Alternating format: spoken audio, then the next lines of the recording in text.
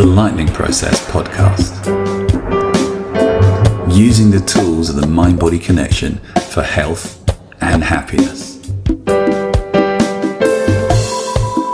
Hi, Dr. Phil here. Welcome to this Lightning Process Podcast. And today's episode is all about dealing with difficult people. In the previous episode, we looked at toxic relationships, so we've covered this a bit. But the reason it's so important is relationships are one of those things that really affect us. And when we don't have good relationships, we're in trouble. When we have positive, fulfilling, nurturing relationships, we're in a good space. And that helps our physiology, not just our mental well-being. It actually takes and it has an effect on how our body responds. Okay, so it's super important. You know, one of the things that identifies longevity is the amount of social relationships you have. In fact, the size of your amygdala, which is a part of your brain, is completely related to how big your social networks are. So finding good supportive relationships is really important for your well-being. Also, I'm recording this shortly after Christmas, and the Christmas season is another time when people find themselves bumping into tricky people, tricky relationships. So we're going to talk a little bit about this today because I think it'll be a very useful thing this time of year at any time because of the importance of good quality relationships on your health. So first of all, how do we identify a relationship that isn't very healthy or helpful? Well, it will be one of those relationships where you either avoid the person, you dread the person phoning, you know, their name comes up on the phone, you're like, here we go.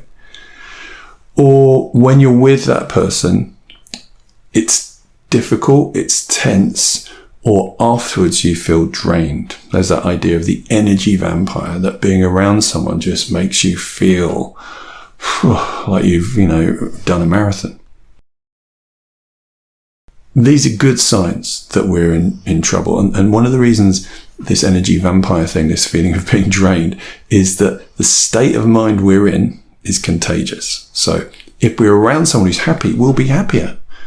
If we're around someone who's really flat or really negative, we can take that on as well. We have these neurons called mirror neurons who are specifically designed to help us to connect with people. And that means their states, the mood they're in, the mindset they're in rubs off on us, whether it's a positive or a negative one. It's not like we're completely immune to these things. These things do affect us. But we still have a choice on how we respond. But we do have some neurology that is tapping in to the sensitivity of whatever is going on for other people. So identifying, first thing with all this stuff, identify when this is going on for you, when you find yourself in a situation where you think, you know what, this is not a healthy relationship for me, or at least the way I'm being in this relationship is not healthy. And then the question is, okay, what do I do about that? Now, I would never advise people directly to step away from a relationship. That's something you may consider, but it's a choice that you need to make because you know more about yourself, you know more about how you deal with people, what's important for you, how important that relationship is than anybody else. So don't have anybody else tell you whether you should be or not be in that relationship. But you may want some assistance or support in working out, how do I be in this relationship? Because some of these relationships are relationships you can't even let go of. They could be, really close family members. It could be children. It could be parents. It could be someone you're just very, very physically close to. And that's just the way it is. You share the same space.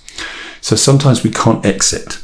And what we then have to do is go, right, how do I maintain my wellness, maintain my balance, independent of the way they're being? Because some people do have some quite, interesting, strange, different ways of being.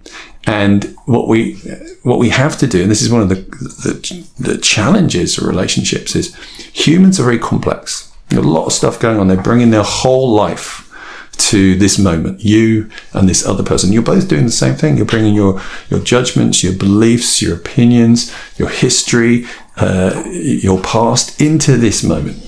So they're there with that stuff, and you're there with your stuff. And when you come together, how does that work? Well, often not very well. And what we have to do is we need to, bring some kindness to them. There's a nice thing that Ram Dass used to say. He said, when you go into a forest and you see the trees, the big tall trees, and you see the little trees, and they're having to find their way to the light because the big trees dominate, and so they bend and they stretch and they curve and they're not very straight, but they're doing their best. And you kind of go, oh, clever trees, you're trying to find your way through the world in this way. You can see what you're trying to do here. But we often don't have that same relationship to people when we see people struggling and dealing with their stuff, and quite often we're not quite as kind about other people as we would be as these trees that are trying to reach the light. So maybe bringing that quality of, okay, people are dealing with their stuff. How do we deal with our stuff? How do we help them? How do we allow them to be how they are and us to be who we are? So the first thing is to be compassionate, to be kind to these people, because they're probably, if they're being a bit weird, a bit difficult, it's probably their stuff, probably their past showing up. So being kind to them is a starting point. And the second thing is being kind to ourselves, thinking, okay, how much of this am I taking on? How much of this am I making it mean about me rather than about them? Because very often it is their stuff rather than yours. And also, is this person in some way triggering me, making me think of stuff from my past? Because that can often be what trips us, is that something they do reminds us of something. It can even sometimes remind us of ourselves. Like, that's the thing that I do that I don't like when other people do it. So just using it as an opportunity to kind of go, that's interesting that I'm feeling this way, that I'm getting myself into this state that's not very useful. And then start to think, how do I stay calm in this situation? How do I communicate through this? Sometimes that can be easier than others. And maybe afterwards kind of go, right, how would I have liked to have done it better? And what could I do to prepare myself? Because these things are fairly predictable. The next time I come in touch with this person, how can I get myself into a place where I am the me that I want to be, even when they're being this way? Now, there's quite a lot of stuff there.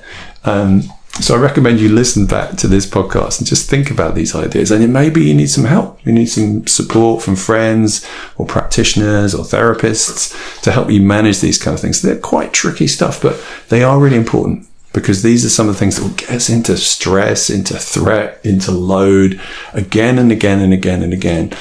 Because often, unless we shift something, the thing doesn't change. And then it just festers. It's super important stuff to think about. I'll be coming back to this, circling back to this again in other podcasts, because it is an important thing, and give you some more tips and clues. So say in a 7-minute podcast, there's a limit to how much you can resolve this. But first thing is, be aware it's happening. Be kind to that other person. Or that doesn't mean to say accept what they do, but recognize it's probably coming from their past. And thirdly, be kind to yourself. Think about, okay, how can I take care of myself in this situation so I'm not led into that not very positive state? Because that is where we put ourselves into stress, and that causes all sorts of problems in our physiology. So keep an eye out for when this is happening and think, okay, well, how can I deal with this in a different way? See you on the next one. The Lightning Process Podcast. Using the tools of the mind-body connection for health and happiness. If you'd like to know more, please visit us at lightningprocess.co.uk.